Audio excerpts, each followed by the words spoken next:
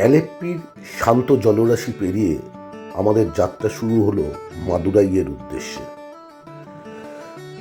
পথে পেলাম একটি আঙুরের বাগান। আমরা সেখানে কিছুক্ষণ সময় কাটিয়ে দুপুরের লাঞ্চ সেরে চলে গেলাম মাদুরাইয়ে।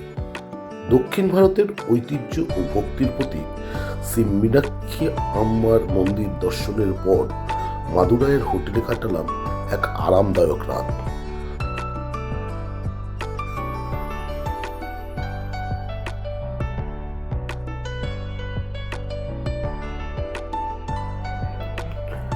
পরদিন ভোরে শুরু হলো পবিত্র রামেশ্বরম যাত্রা। পথে দেখে নিলাম বিস্ময়কর পাম্বান ব্রিজ, সমুদ্রের বুক জুড়ে দাঁড়িয়ে থাকা এক অন্য সৃষ্টি,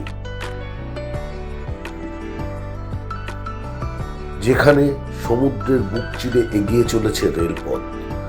আমরা বেশ কিছুক্ষণ সময় এই ব্রিজের উপরে কাটালাম এবং তারপরে সমুদ্রের দিকে নিচে আমরা হেঁটেই এগিয়ে চললাম। ওখানে সবাই আমরা মিলে ফটো তুললাম, বিভিন্ন রকম আনন্দ করলাম। তারপরে পৌঁছে গেলাম রামেশ্বরমের হোটেলে।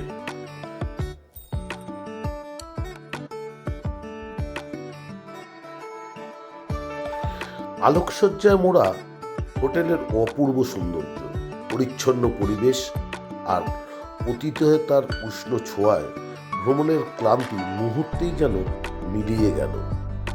এরপর আমরা হোটেলে একটু ফ্রেশ হয়ে তারপরে চলে গেলাম রামেশ্বরমের সমুদ্র তটে।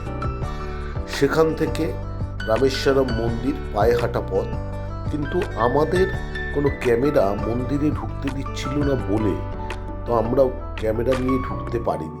তাই রামেশ্বরমের সমুদ্র তটে, যেখানে রামেশ্বরমের সমুদ্র এসে মিশেছে রামেশ্বরম মন্দিরের সাথে, তো সেখানেই আমরা বেশ কিছুক্ষণ সময় কাটিয়ে নিলাম। আপনারা দেখতে পাচ্ছেন এই যে সামনের যে গেটটা, এর পাশেই রয়েছে সমুদ্র।